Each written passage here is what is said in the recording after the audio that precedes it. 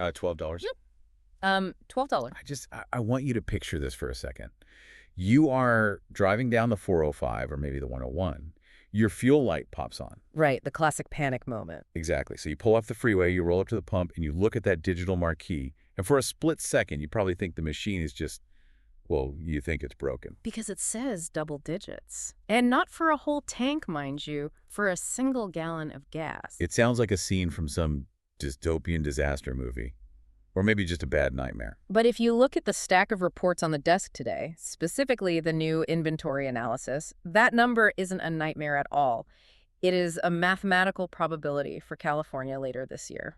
Welcome back to the Deep Dive. It is Thursday, February 26th, 2026. And if you are listening to this in California, I am honestly a little sorry. Because you are probably staring at a sign right now that says $4.34, while your cousin out in Texas is filling up for $2.90. And here is the really hard truth we need to unpack today. That 434 mark, that might actually be the good old days. It really might. So we have a massive stack of documents to get through today. We are looking at internal letters from the California Energy Commission, the CEC sent directly to Governor Newsom. We have closure reports from major refiners like Valero and Phillips 66. And perhaps most surprisingly, we have transcripts from lawmakers warning that this gas price crisis has morphed into a genuine national security threat. Right. Our mission today is to kind of move past the anger, because obviously everyone is angry about gas prices. Oh, absolutely. Everyone feels it. But we want to get to the mechanics of it. Like, why is this actually happening? Because this isn't just inflation, and it isn't just corporate greed. It is a systemic breakdown caused by a very specific state policy. And there is a specific term for it in the documents, right? Yeah, there is. They call it the mid-transition. Mid-transition? I mean, it sounds incredibly bureaucratic, like waiting in line at the DMV or something. It does sound like that, but it is probably the most important concept to understand right now. California is trying to pull off this massive pivot to shut down the fossil fuel economy and switch entirely to clean energy. And the problem is the timing. Exactly. The problem is timing. Is this the bridge analogy we were talking about before we started recording? Yes, exactly. So imagine you are trying to cross a river. You want to build a new high-tech bridge that is your electric vehicles and your renewable energy grid. Right. But before you actually finish building that new bridge, you start blowing up the refineries and pipelines while you are literally still standing on it. And right now, in 2026, we are looking down at the water. We are dangling, Yeah. and the drop is getting very, very steep. So let's talk about the blowing up the bridge part of this. Yeah. Because the headlines this week have been just absolutely brutal regarding refinery closures. Brutal is definitely the right word. We are witnessing a historic exodus of industry. You have Phillips 66 shutting down its facility down in Los Angeles. And Valero closing its refinery up in Benicia. Right. And just to give everyone listening a sense of scale, because I think people hear the word refinery and they picture a small factory. These are not small operations. No, these are titans. Combined, these two facilities represent about 17% of California's total refining capacity. 17%.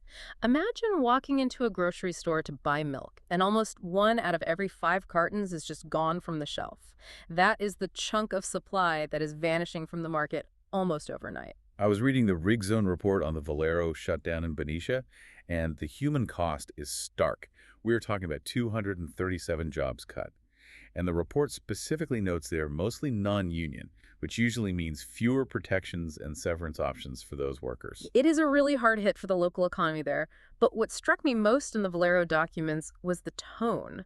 It wasn't a standard corporate, we are struggling to compete kind of message. It's more like, we are done. Yes. They explicitly stated they wouldn't even coordinate with the local workforce development board on the way out. That sounds almost personal. It is a bad breakup. It really is. But why the hostility? I mean, companies don't usually walk away from a market with 40 million customers unless the math is truly broken. The math is broken. Valero's CEO, Lane Riggs, did not mince words. He is quoted in our source material calling California's regulatory environment the most stringent and difficult in North America. We hear the word regulations a lot. It gets thrown around as a buzzword. But what does that actually look like on a company's balance sheet?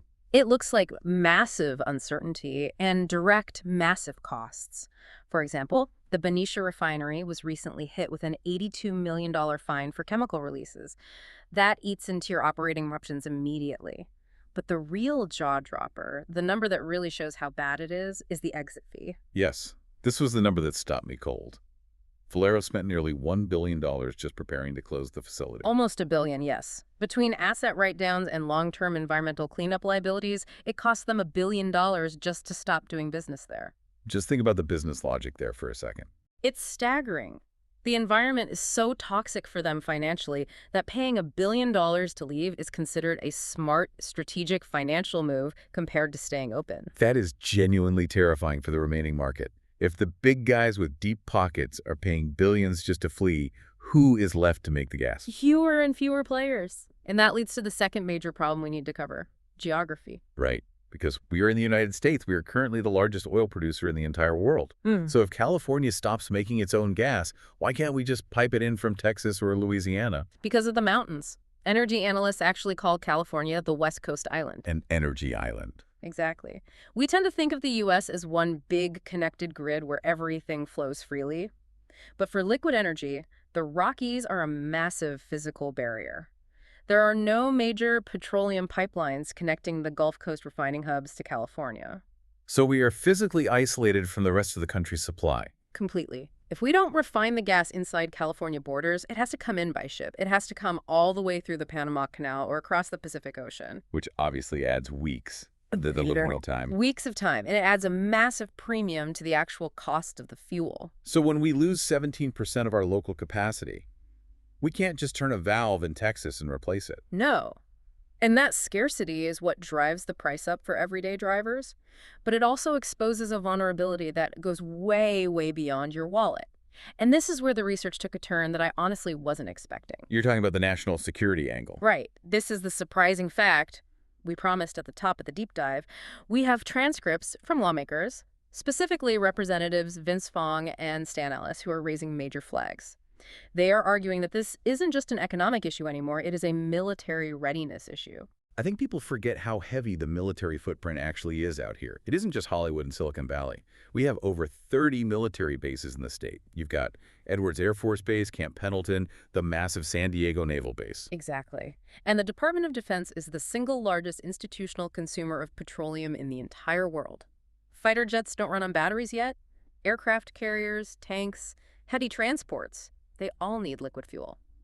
And historically, those California bases relied on California refineries. So if the local refinery shut down, the military has to import fuel just like the rest of us. They do. And this is where that West Coast Island problem becomes a potential national security nightmare. We are currently importing about 20% of our fuel product into the state.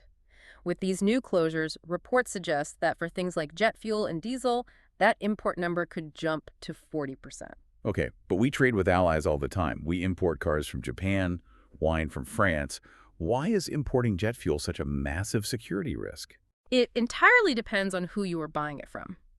The supply chain data we reviewed shows that a significant portion of this newly imported fuel is expected to come from refineries over in India. But India is a strategic partner. That doesn't seem inherently dangerous on the surface. India is a partner, sure, but you have to look one step further back in the global supply chain. Where does India get the raw crude oil to make that diesel and jet fuel? Oh. Yeah. I see exactly where you're going with this. Since the war in Ukraine began, India has become one of the largest global buyers of heavily discounted Russian crude oil. So wait, walk me through this chain of events. California forces its own refineries to close in the name of being green. We stop producing fuel here, so we have to buy fuel from India, which is refining oil drilled in Russia. That is the loop. By dismantling American energy independence, specifically in California, the state is effectively plugging itself into a supply chain that starts with a geopolitical adversary. That is a stunning irony. We're indirectly funding the very regimes we are putting sanctions on, just to keep the lights on and the planes flying in San Diego. It is worse than irony. It is a severe strategic vulnerability. The lawmakers' argument here is really about leverage. They asked a very pointed question in the transcripts. If global tensions flare up and Russia or China decides to pressure India to cut our supply, what happens to the U.S. Navy docked in San Diego? We'd be waiting for tankers that might never arrive. It creates a strategic choke point that didn't exist before. Now, to be perfectly fair and balanced here, the governor's office completely disputes this framing. Right, they push back hard on that. They did. They've stated on the record that there is no credible risk to military readiness, and that the global energy market is flexible enough to adjust to these supply shifts. Saying the market will adjust feels like a very casual response when you're talking about the Pacific Fleet. It is definitely a gamble. And that brings us right back to the mid-transition crisis itself, because here is the real kicker. The state agencies actually know this whole thing is failing. How do we know they know? Because of the internal letter. We have a letter from the California Energy Commission, the very agency responsible for managing this transition, sent to Governor Newsom back in June of 2025. Yes, I read through it. And the tone of this document is fascinating. It isn't celebratory at all. It is panicked. It definitely reads like damage control. They explicitly admit the core problem in black and white. Demand for gas is falling because people are buying more EVs. That was always the plan. But supply, the actual gasoline production, is falling much faster than demand. That is the trap right there. Right, because even if 25% of the cars on the road are electric, you still have 75% that desperately need gas. But if you shut down 40% of the gas supply to accommodate that, you have a massive mathematical gap. And that gap equals shortages and severe price spikes. Exactly. And what is incredible is the state's scramble to fix it. This is where the story gets almost absurd if you follow the policy history. The state that has spent a decade actively demonizing the oil industry is now suddenly trying to get more oil. It is a total policy reversal. It really is. The CEC calls them Tier 1 actions in the letter. First, they are recommending that the state stabilize crude production. Stabilize is a very polite bureaucratic word for drilling. It is. We actually saw bipartisan legislation authorizing up to 2,000 new oil drilling permits annually in Kern County. Wait, let's pause on that for a second to let that sink in. The state government, which publicly aims to ban fossil fuels completely by 2045, is suddenly handing out 2,000 new drilling permits. Because they realized the physics of energy don't care about political ideology. If you don't have the oil, the entire economy stops. But there is an even bigger reversal regarding price gouging that we need to talk about. You mean the penalty law? The one that's supposed to punish greedy oil companies? Yes, the maximum gross gasoline refinery margin. The state passed this with huge fanfare a couple years ago. It was supposed to cap how much profit refiners could make per gallon to protect consumers. Right. But in this emergency letter, the CEC highly recommended pausing that very penalty. They paused their own landmark law. Why would they do that? Fear. Pure fear of the market reaction. They realized that if they cap the profits of the few remaining refineries left in the state, those last refineries will just pack up and leave too. It is a quiet admission that the penalty was actually driving the supply crisis. It is like they are trying to stop the bleeding, but they realize they are the ones holding the knife. That is a very vivid image, but honestly accurate to the economics. And the third leg of their emergency plan, imports. They are actively working to fix logistical bottlenecks at the ports to bring in more foreign oil. So let me summarize the current green energy strategy for California. 1, drill more oil in Kern County. 2, stop punishing the oil companies. 3, import more oil on giant diesel-burning tankers from overseas. That is the reality of 2026. The ideology hit the absolute brick wall of economics. You simply cannot regulate an industry out of existence while you still rely on it for your daily survival. Which leads us perfectly back to the consumer. Because while the state scrambles behind closed doors, regular people still have to commute to work every day. We started the show with that terrifying $12 prediction. Let's dig into the inventory days of supply metric. What does that actually mean for a normal driver in Sacramento or Fresno? Think of days of supply like the pantry in your house. Usually, California operates with a comfortable buffer, maybe 15 or 20 days of refined gas stored in tanks across the state. That buffer absorbs shocks. So if a refinery goes down for unexpected maintenance, you just use the buffer. Exactly, and the consumer never even notices. No. The buffer is gone. We are running a just-in-time system now, so if one remaining refinery has a mechanical failure or just one ship from India gets delayed by a storm in the Pacific, there's zero cushion. And when supply literally hits zero in a region, prices don't just go up by 10 or 20 cents. They go vertical. That is exactly where the $12 figure comes from.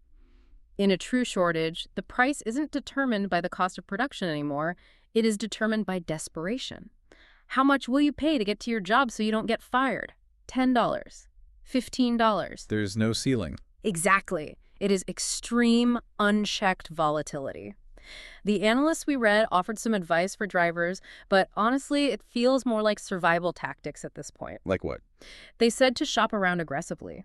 Prices can vary by a full dollar per gallon within the exact same metro area now because localized supply is so incredibly spotty. A full dollar spread per gallon in the same city? That is unheard of. It is the new normal. They also advised filling up early in the week. Prices are tending to spike hard on weekends when travel volume goes up and the stations aren't sure when their next delivery is coming. So Tuesday's the new Friday for getting gas. Basically, yes. But the underlying dynamic driving all of this is what the CEC report quietly calls a death spiral. Explain that concept. It sounds incredibly grim. It is an established economic theory.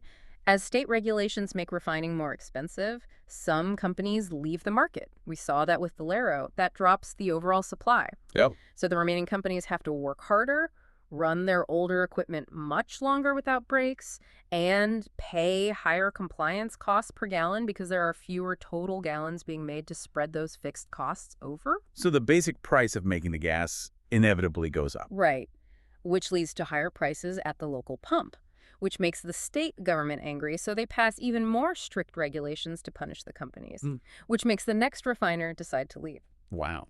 It is a continuous feedback loop that destroys the market piece by piece until there is literally nothing left to regulate. And we are watching this play out in real time in the fifth largest economy in the entire world. It is a massive real-world experiment. It really is, and California has always prided itself on being a global leader. The old political saying is, as California goes, so goes the nation. They want the entire world to follow their climate policy blueprint. But that is the double-edged sword, isn't it? It is, because the rest of the world is watching very closely.